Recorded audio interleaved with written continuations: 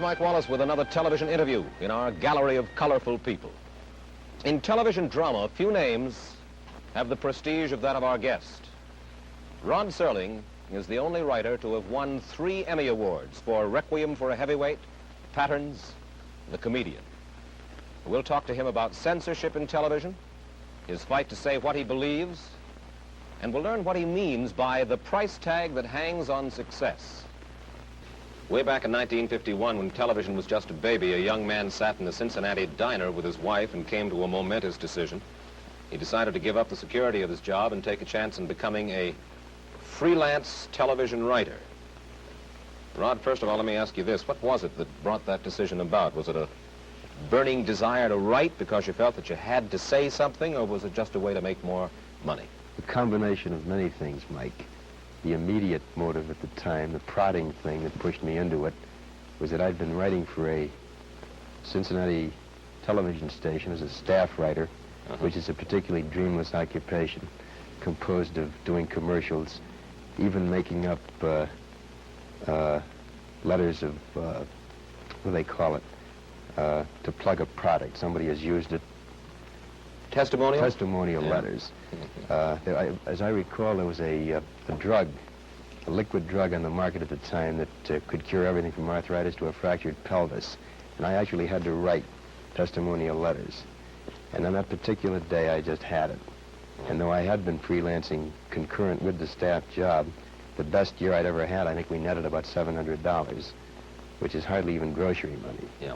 And that one night, we just decided to, sink or swim and go into it. So you came here to New York? Not immediately. We stayed on 6 months, I guess, in Ohio, then came to New York. Started principally in Lux Video Theater, then live and half-hour emanating from New York. I did 11 shows for them, and I was sort of on my way from that point on. And what kind of stuff did you write? Because you said that it wasn't just the money, it was something that you wanted to say that you weren't getting a chance to say in Cincinnati. Well, in those days, Lux Video, as one show, was doing reasonably adult stuff. These, of course, were not Playhouse 90s, nor were they award-winning shows, but they were reasonably mature things that even today stand up pretty well. And I was doing Lux Video, craft theater, the early so-called pioneer days of television, which, of course, are hardly pioneer, but anything over 8 years old is pioneer style in television. You've come a long way since those early days, and perhaps more than any other writer, your name has figured in the classic battle of the, that is, television writer, the battle of the writer to be his own man. What happens when a writer like yourself writes something that he really believes in for television? I'm not sure I understand the question, Mike. What happens, you mean, in terms of... Well, we hear a lot about censorship of the writer on TV. We've heard a good deal about it in your own case especially. Well, depending, of course, on the thematic treatment you're using, if you have the temerity to try to dramatize a theme that involves any particular social controversy currently extant, then you're in deep trouble. For instance? A racial theme, for example. The case in point, I think, a show I did for the Steel Hour some years ago, 3 years ago, called Noon on Doomsday, which was a story which purported to tell what was the aftermath of the alleged kidnapping in Mississippi of the Till Boy, the young Chicago Negro. And I wrote the script using black and white initially. Then it was changed to suggest an unnamed foreigner. Then the locale was moved from the South to New England, and I'm convinced they'd have gone up to Alaska or the North Pole and using Eskimos as a possible minority, except I suppose the costume problem was of sufficient severity not to attempt it. But it became a lukewarm, vitiated, emasculated kind of show. You went along with it, though? All the way. I protested. I went down fighting, as most television writers do, thinking, in a strange, oblique, philosophical way, that better say something than nothing. In this particular show, though, by the time they had finished taking Coca-Cola bottles off the set because the sponsor claimed that this had Southern connotations, suggesting to what depth they went to make this a clean, antiseptically, rigidly acceptable show. Why, it bore no relationship at all to what we had purported to say initially. Paddy Chayefsky has talked about the insidious influence of what he calls pre-censorship. How does that work? Pre-censorship is a practice, I think, of most television writers. I can't speak for all of them. This is the prior knowledge of the writer of those areas which are difficult to try to get through. And so a writer will shy away from writing those things which he knows he's going to have trouble with on a sponsorial or an agency level. We practice it all the time. We just do not write those themes which we know are going to get into trouble. Who's the culprit? Is it the network, the sponsor? It sure is not the FCC. No, it's certainly not the FCC, ideally speaking, of course. It's a combination of culprits in this case, Mike. It's partly network. It's principally agency and sponsor. In many ways, I think it's the audience themselves. How do you mean? Well, I'll give you an example. About a year ago, roughly 11 or 12 months ago, on the Lassie show, this is a story usually told by Sheldon Leonard, who was then associated with the show. Lassie was having puppies, and I have two little girls, then aged 5 and 3, who are greatly enamored of this beautiful collie, and they watched the show with great interest, and Lassie gave birth to puppies. And Mike, it was probably one of the most tasteful and delightful and warm things depicting what is this wondrous thing that is birth. And after the show, I think there were many congratulations all around, because it was a lovely show. The sort of thing I'd love my kids to watch, to show them what is the birth process and how marvelous it is. They got many, many cards and letters. Sample card from the Deep South, this was. If I wanted my kids to watch sex shows, I wouldn't have had them turn on that. I could take them to burlesque shows. And as a result of the influx of mail, many of the cards, incidentally, as Sheldon tells it, were postmarked at identical moments, all in the same handwriting, but each was counted as a singular piece of mail. And as a result, the directive went down that there would be no shows having anything to do with puppies, that is, in the actual birth process. Well, obviously, it is this wild lunatic fringe of letter writers that greatly affect what the sponsor has in mind.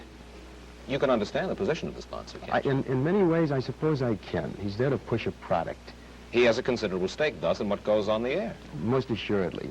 And in those cases where there is a problem of public taste, in which there is a concern for eliciting negative response from a large mass of people, I can understand why the guys are frightened. Sure. I don't understand, Mike, for example, other evidences and instances of intrusion by sponsors. For example, on Playhouse 90, not a year ago, a lovely show called Judgment at Nuremberg.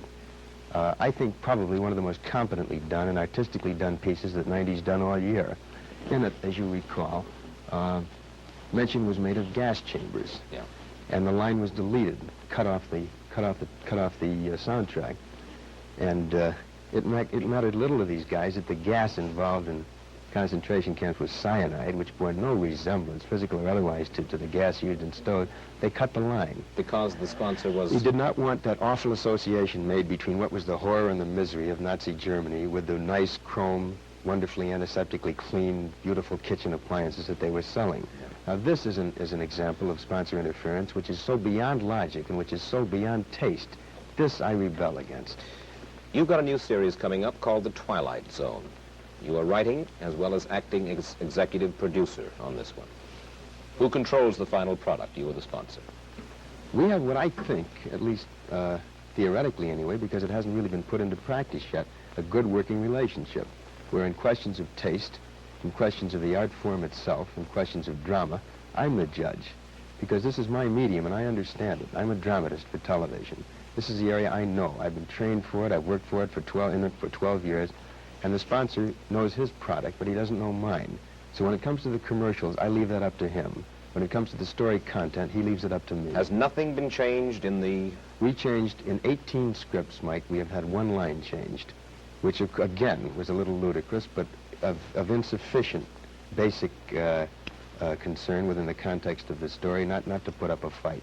On a bridge of a British ship, a sailor calls down to the galley and asks, in my script, for a pot of tea, because I believe that it's constitutionally acceptable in the British Navy to drink tea. Yeah. One of my sponsors happens to sell instant coffee, and he took great umbrage, or at least minor umbrage anyway, with the idea of saying tea.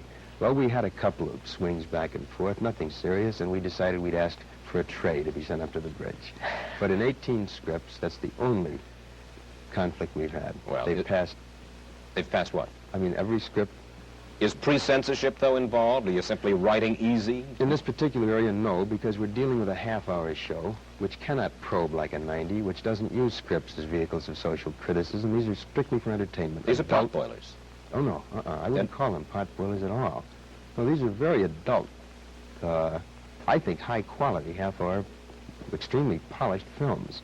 But because they deal in the areas of fantasy and imagination and science fiction and all of those things, there's no opportunity to cop a plea or chop an axe or anything. Well, you're not going to be able to cop a plea or chop an axe because you're going to be obviously working so hard on the Twilight Zone that, in essence, for the time being and for the foreseeable future, you've given up on writing anything important for television, right? Yeah. Again, this is a semantic thing. Important for television, I don't know.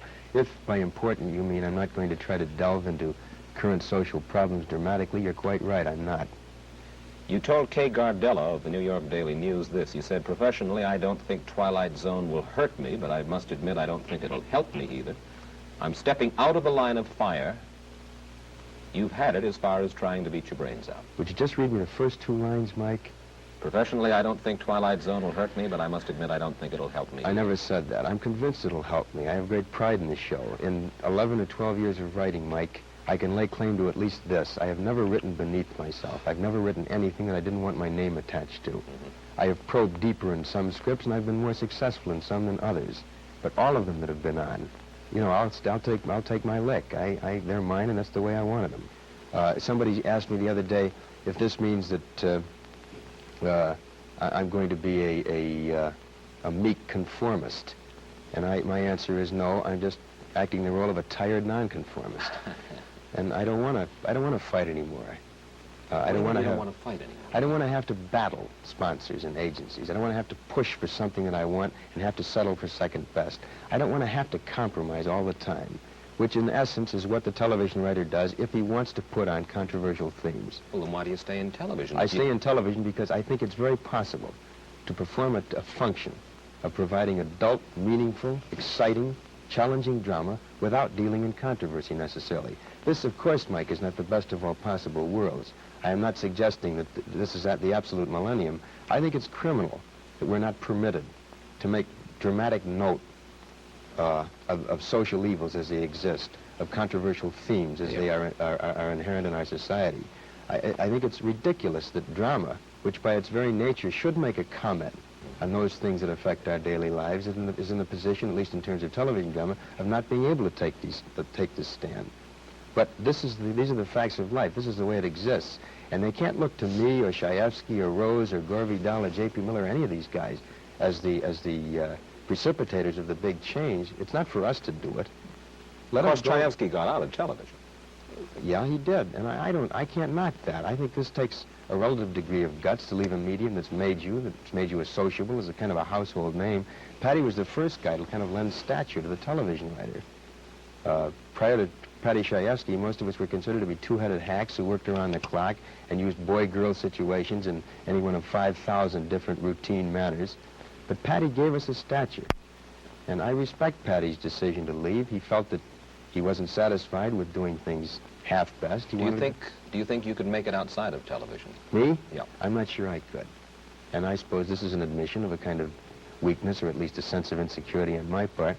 I've never had a Broadway play produced. What few motion pictures I've written have been somewhat less than spectacular. And I suppose I stay in the medium partly as an admission of I want to stay in the womb. This is the medium I understand. These are the tools and techniques that I've been versed in for many years. Maybe I don't want to, get stuck up on the board and get shot at with darts in a Broadway play when I'm not sure I'm prepared for it. But Patty was willing to take the chance. Gore Vidal writes novels. Bob Arthur did Broadway. What about you in novels? Ultimately, I'd love to write a novel, and I think next year I'll start my play. Requiem was under option. It was written as a play, and I gave them their money back, and I want to do it over again. But I stay in the medium also because I happen to like the medium. Herb Brodkin, who was a TV producer who was associated with some of your earlier plays, has said this about you. He said, Rod is either going to stay commercial or become a discerning artist, but not both. I remember the quote. He gave it to Gilbert Milstein when Milstein was doing a profile on me in the New York Times. I didn't understand it at the time. I failed to achieve any degree of understanding in the ensuing years, which are 3 in number. I presume Herb means that inherently you cannot be commercial and artistic. You cannot be commercial and quality. You cannot be commercial concurrent with having a preoccupation with the level of storytelling that you want to achieve.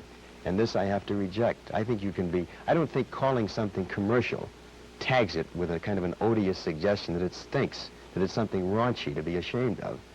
I don't think if you say commercial means to be publicly acceptable, what's wrong with that?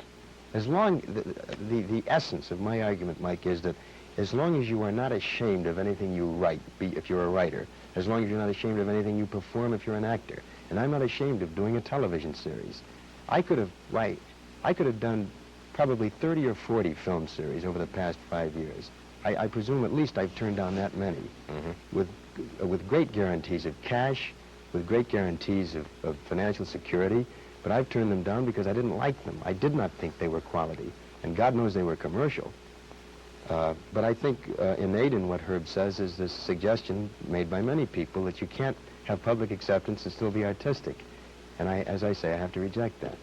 One of your most recent plays was one called The Velvet Alley, right? Right. It was about the corrupting influences of Hollywood and big money. Right. Where'd that come from? Your own experiences? Part of it was very autobiographical. Part of it was a composite of observation of other people involved. Well, what do you mean by the corrupting influence of Hollywood and big money? What is that? What are you saying? I didn't mean to suggest that corruption had a geographical tag, that it was necessarily the corruption of Hollywood. What I tried to suggest dramatically was that when you get into the big money, particularly in the kind of detonating, exciting, explosive, overnight way that our industry permits, there are certain blandishments that a guy can succumb to, and many do. Such as? A preoccupation with status, with the symbols of status, with the heated swimming pool that's 10 feet longer than the neighbor's, with the big car, with the concern about billing.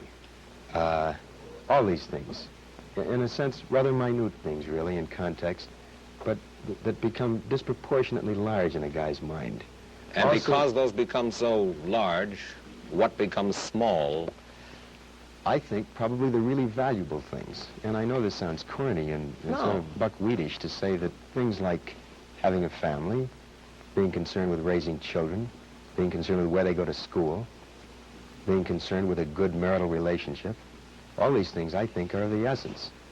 Unfortunately, and the problem, as I tried to dramatize in The Velvet Alley, was that the guy who makes a success is immediately assailed by everybody. And you suddenly find yourself having to compromise along the line, giving so many hours to work and a disproportionate number of fewer hours to family. Yeah. And this is inherent in our business. How many hours a day do you work right now as executive producer and or writer on? 12 to 14 hours a day. How many days a week? 7. And I don't mean, now seriously, I'm not asking for figures here, but obviously, the Twilight Zone is your own creation. You're doing it for money. I think that our audience would be fascinated to know. And again, I don't want to get too specific, but how rich can a fella get under these circumstances? Well, if the show is successful, he can get tremendously rich. He can make $500,000, I suppose. $500,000 of what? A year? Over a period of 3 or 4 years, I suppose, yeah. But, Mike, I'm not, again, this sounds defensive and it probably sounds phony, but I'm not nearly as concerned with the money to be made on this show as I am with the quality of it, and I can prove that. I have a contract with Metro-Goldwyn-Mayer which guarantees me something in the neighborhood of $250,000 over a period of 3 years. This is a contract I'm trying to break and get out of, so I can devote time to a series which is very iffy, which is a very problematical thing. It's only guaranteed 26 weeks, and if it only goes 26 weeks and stops, I'll have lost a great deal of money. But I would rather take the chance and do something I like, something I'm familiar with, something that has a built-in challenge to it. It's even possible, though, that if it is a success, you could make well over the $2 million that you suggested, right. 4 years, $500,000 apiece. Quite right, but I happen to feel, after a year and a half of working 12 to 14 hours a day, it's worth it. And I think I rate it. I think anybody does who works that hard and can create an idea and can make a show go. 30 seconds. Is television good? Some television's wonderful. Some television is exciting and promising and has vast potential. Some television is mediocre and bad. But I think it has promise, Mike. I think this can conceivably be a real art form. And I stick with it for the reasons I said and because I think that it can only improve and can improve tremendously, and I think aims toward that. Rod Serling's story can be summed up in just a few words. From 40 rejection slips to 3 Emmy Awards, from a trailer home to a hacienda in Hollywood complete with swimming pool. It hasn't been a long road, but it's been a hard one, and the last couple of miles have been paved with gold. We thank Rod Serling for adding his portrait to our gallery, one of the people other people are interested in. Mike Wallace, that's it for now.